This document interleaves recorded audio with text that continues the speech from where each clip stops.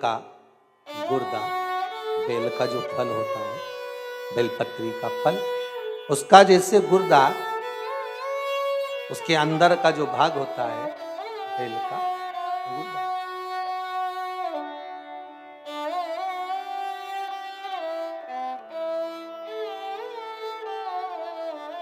उसको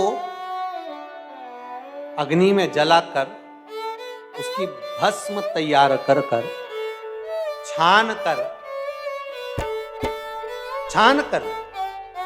जब जब आपके यहां विद्वान ब्राह्मण शिव जी का अभिषेक कराते हैं, पूजन कराते हैं, तो उसमें लिखते हैं पूजन के साहित्य में बेलपत्री, धतूरा, दुर्वा, ये उसमें नीचे लिखेंगे भस्म। लिखते कि नहीं लिखते? है ना, भस्म अभिषेक में चाहिए रहे। तब उस भस्म का थोड़ा सा भी भाग आप अगर शिव को समर्पित कर रहे हो तो ये जान लें कि शंकर मनवांछित फल प्रदान कर रहे हैं, शिव फल प्रदान कर रहे हैं।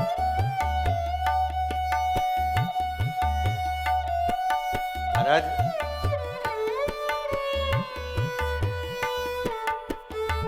बेलपत्री के वृक्ष के नीचे बैठकर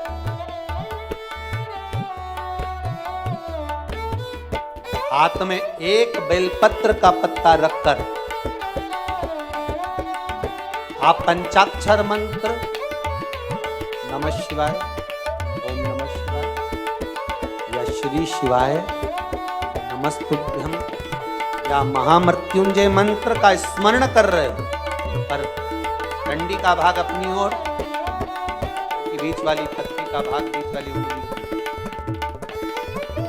रखकर अगर आप स्मरण कर रहे हैं और अपनी कामना कर कर बेलपत्री के वृक्ष के नीचे बैठकर उस पत्ते को सम्मुख रखकर बाबा से विनय कर कर एकांत में उस बेलपत्री के वृक्ष की छांव में, बेलपत्री के वृक्ष की छांव में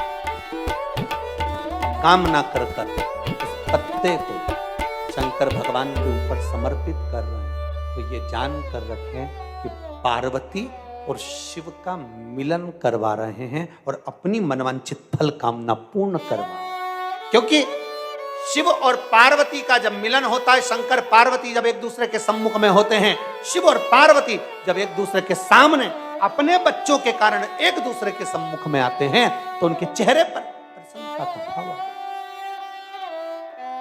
फल, मनवांछित फल की कामना आप जिस कामना के लिए कर रहे हैं, विवाह के लिए, नौकरी के लिए, सर्विस के लिए, व्यापार के लिए, रोग मुक्ति के लिए, आप जिस कामना से कर रहे हैं, बस उस तहत कभी सोमवार का दिन हो, क्योंकि शंकर जी को सोमवार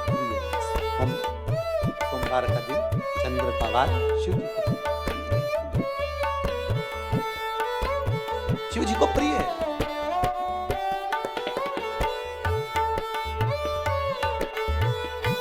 किसी ने पूछा, गुरुजी शिव जी की प्रियता चंद्र में? हाँ, क्योंकि चंद्र शीतल है। शंकर भगवान के कंठ पर विष, शीतलता का भाव अच्छा लगता। शंकर भगवान को इसलिए कहते भोले, भोले को भोला पसंद है। आप जितने भोले रहेंगे, दुनिया के लोग भले आपको मूर्ख कहें, पगला कहें, भोला कहें, पर आप शंकर के प्रिय हो। ज्यादा हमें चतुर नहीं बनना। क्या करें चतुर बनने?